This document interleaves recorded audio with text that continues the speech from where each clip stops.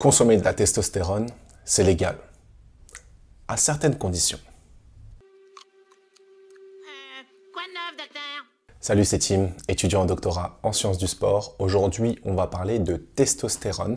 On va s'intéresser à 4 études principales qui pèsent le pour et le contre concernant la thérapie de remplacement de la testostérone, plus connue sous le nom de TRT. Nous verrons comment la testostérone est utilisée dans le monde du sport et aussi son contrôle en matière de dopage. Les articles abordés aujourd'hui sont principalement des revues allant de 2006 à 2023. Si tu préfères écouter cette vidéo en podcast, les liens se trouveront dans la description juste en bas. Alors pour l'introduction, voici ce qu'on peut à peu près dégager de toute cette littérature-là.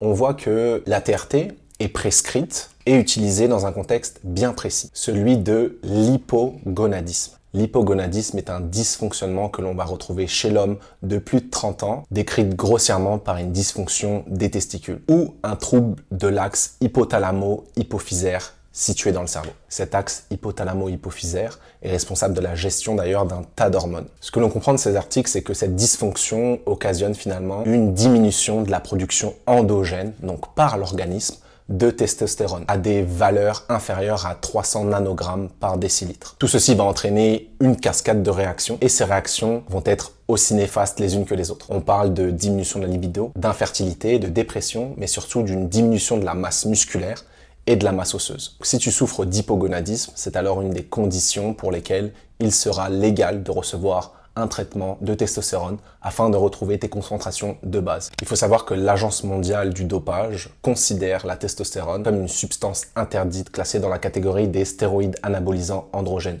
Depuis 1974, elle est d'ailleurs interdite par le comité olympique. On comprend aussi à travers cette littérature que la détection de la testostérone par prélèvement urinaire est un challenge parce qu'il semble que la plage de détection est relativement courte. Ce qui cherche à mesurer, c'est un ratio de testostérone sur son isomère, l'épitestostérone. Et si ce ratio-là est supérieur à 6, alors il considère qu'il y a une consommation de testostérone exogène, c'est-à-dire qui est apportée par l'extérieur à l'organisme. Passons à présent aux méthodes d'administration.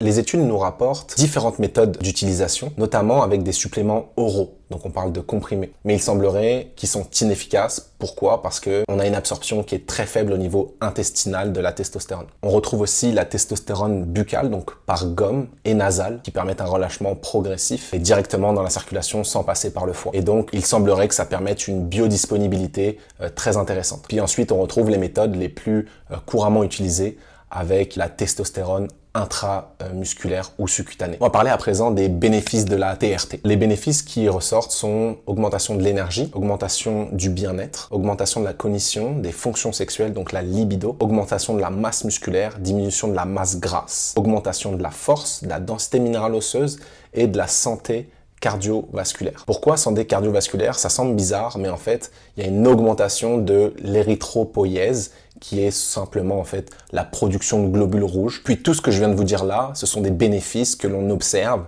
avec une population à la base qui est en manque de testostérone et donc qui va retrouver des concentrations dites normales. Si l'on s'attarde à la masse musculaire et la force, il semblerait que, oui, effectivement, avec l'âge, il y a une perte progressive de masse musculaire, puis de densité minérale osseuse et de force aussi, d'autant plus si tu n'es pas actif. Mais il semblerait que la testostérone, selon l'article, encore une fois, semblerait être la méthode la plus sûre et la plus efficace afin d'améliorer la masse musculaire et la force vis-à-vis d'autres traitements comme les hormones de croissance, la GH. Parlons à présent des désavantages de la TRT. Si tu manques naturellement de testostérone, eh bien ton foie, malheureusement, il souffre et tu prends cher. Mais si tu te supplémentes en testostérone, eh bien là, ça peut être encore pire, puis ça peut être encore plus toxique finalement pour ton foie. C'est pourquoi la gestion du dosage par injection intramusculaire est la plus prisée parce que la concentration peut être mieux dosée. Il semblerait que si à la base, la personne est déjà à risque de développer certaines pathologies, eh bien la testostérone exacerberait justement ces prévalences-là. Au niveau de la prostate, il semblerait que ça augmente aussi le nombre de cellules malignes et donc la possibilité de développer un cancer. Mais attention, l'étude qui a montré ça est une étude de 1982 et d'autres études plus récentes n'ont montré aucun lien entre les cancers de la prostate puis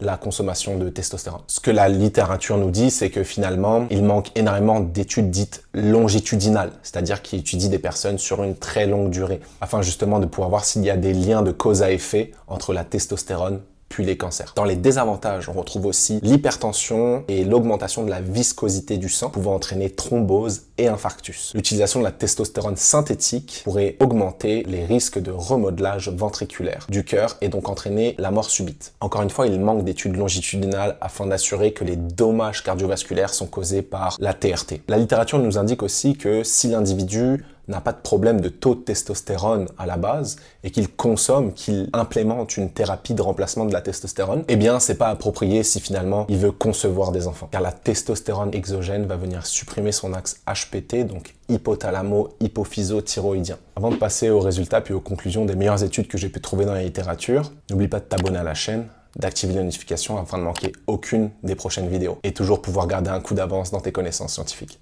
On le sait, utiliser de la testostérone dans le sport, c'est considéré comme un PED, donc une drogue améliorant la performance, donc du dopage. Mais quelles sont les conséquences d'en prendre de manière récréationnelle, c'est-à-dire sans participer à des événements compétitifs, par exemple lors de la pratique de musculation? Eh bien la testostérone produite par l'organisme, donc endogène ou exogène, introduite de manière synthétique, permet l'amélioration des performances de force et l'augmentation de la masse musculaire. Voici les différentes formes de testostérone que l'on peut retrouver et ses dérivés. Tout simplement, on a la molécule de la testostérone, on a aussi le stanozolol, le boldenone, le méthénolone, le méthandiénone, le méthyltestostérone, le trenbolone, le drostanolone, le xandrolone, l'oxymestérone et le nandrolone. La testostérone, ça date pas d'hier. Déjà, depuis les années 1940, elle était utilisée chez les athlètes élites. Ce qui nous rapporte, c'est que l'utilisation de stéroïdes anabolisants androgènes, afin d'améliorer la performance, s'effectue par cycle, donc 4 à 12 semaines, avec des dosages de 250 à plus de 3500 mg par semaine, représentant donc jusqu'à 40 fois plus que la concentration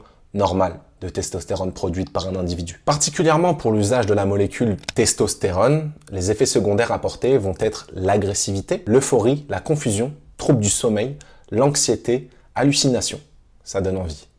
Les effets bénéfiques vont être l'amélioration de la performance avec une diminution des niveaux de fatigue et donc une meilleure récupération et une possibilité d'augmenter donc son volume d'entraînement. Passons à présent à la conclusion.